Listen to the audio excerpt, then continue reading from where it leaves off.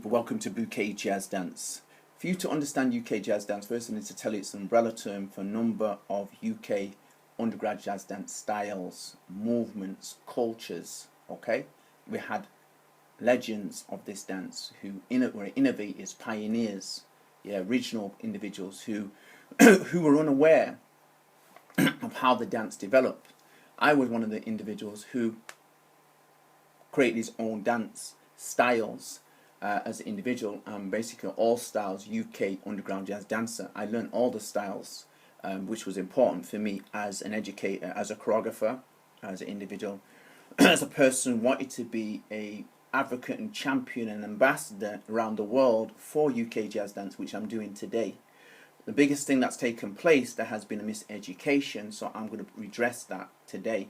First of all, for you to understand UK jazz dance, you have to know Africa, our use of dance in Africa, okay, as an individual. In many different ways, we used it for social, physical, intellectual, cultural, emotional, political, economic, technological, environmental, legal reasons. You have to know that at least 12 different reasons we had. We had spiritual dancing, we had rites of passage dance. Remember, we had griots and griotesses, which people need to really understand that women were allowed to be storytellers and men were allowed to be storytellers, but they weren't just storytellers. Stories were the way that we pass wisdom on a mass to our cultures, and the stories carried the history of our culture. People got that. We had proverbs, we had all these things which has been neglected when they talk about UK jazz dance. Now, UK jazz dance is a West Indian dance, okay? It fuses many different dance styles. What happened to West Indian culture is important, so you have to know what happened in West Indian culture, yeah? You have to know what happened in Moorish culture when black and Moors came into Europe from 700 to 1492. They were the epicenter of learning. They brought their sophisticated arts and cultures. And what happened in the Caribbean was very important. People started this dance from the trauma. Do you understand? They weren't allowed to keep their dances. Some of us weren't allowed to keep their dances in the way that they wanted to. Do you understand what I'm saying? Right? Cuba's the biggest island. Then Jamaica. So you have to look at these islands and then smaller islands. You have to look at the history that they had of slavery, the history of Arabs, the history of actually Moors traveling there, and the history of the Indians, different tribes of Indians that were there, and where they came from in the beginning. Have people got that? It's important.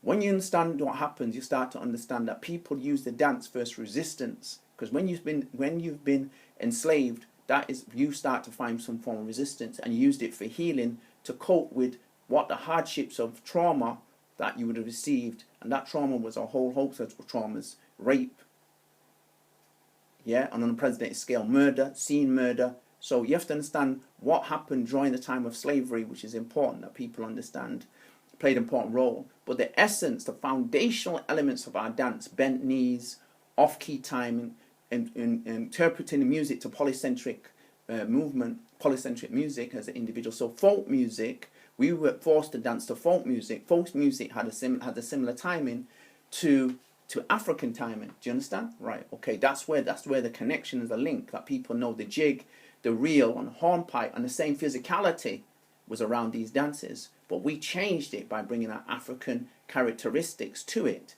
Do you understand? As an individual. So Africa's a place. We had art. We used art and symbolism. Now in the West Indies, what happened? Dancers hid their spiritual dancing inside the music, and they hid their spiritual rhythms, what they had rhythms, onto their feet, so the master wouldn't know. So that's how they retained it. A lot of secrecy was around our dances. So what you see of West Indian dance is not what you get. Do you understand? And our dances were all symbolic, be they social, not ever. Even our songs were symbolic. Yeah, it's important for people to understand. And that whole symbolism idea, the foundation of symbolism, came from Africa.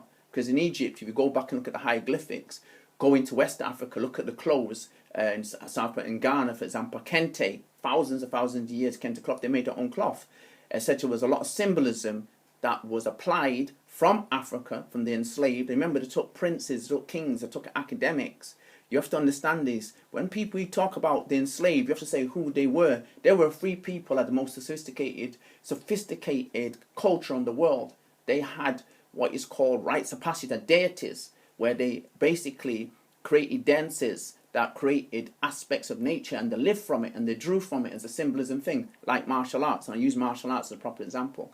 In Shaolin, what did they use? They used the dragon as symbolism, as an idea. They used what they call eagle's claw. They created a dance out of the claw of the idea of how an eagle moved and the attributes of that eagle. We did exactly the same time a long time ago, which has not been acknowledged. Why has that not been acknowledged? Because of European biased writers. That's what's happened.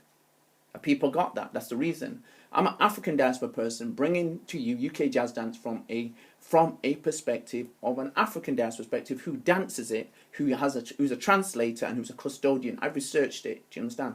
And most importantly, I was able to do that research north, south, east, and west, and outside the country, and I'm able to be able to do 2020 is one of the most greatest years, I would say, because what happens, I've got technology. I don't even have to move out my house to analyze now.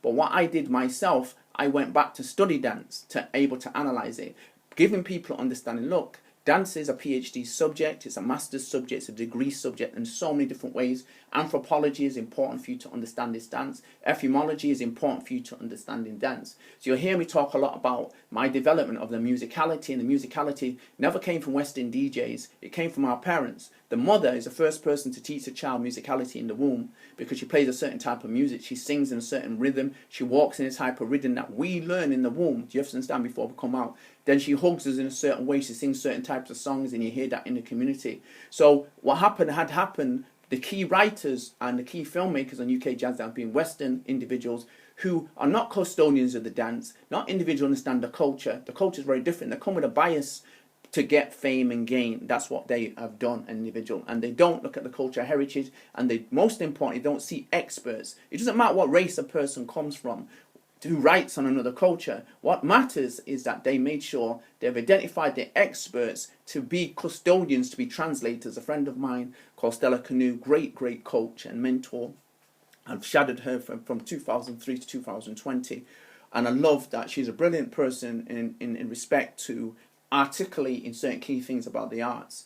We've not had custodians or translators. I'm both a custodian and translator. Do you understand? I'm an expert in what happens, and I'm a translator from knowing dances and traveling up and down the country, north, south, and east and west, and watching dance. And one of the key things I taught to people, the dance is it's bigger than what you think it is. And as a dancer who's been dancing it from 1975 to 2020, I shared with the individuals, many people didn't know, the custodian translators had labs.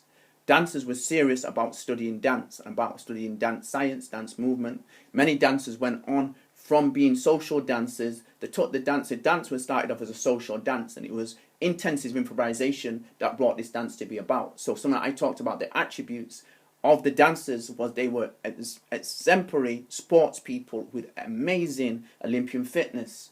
That Olympian fitness is what enabled them to intensely involve themselves in intensive dancing to jazz music that was basically thinking outside the box. And if you know anything about West Indian culture, our music was thinking outside the box from the day it came.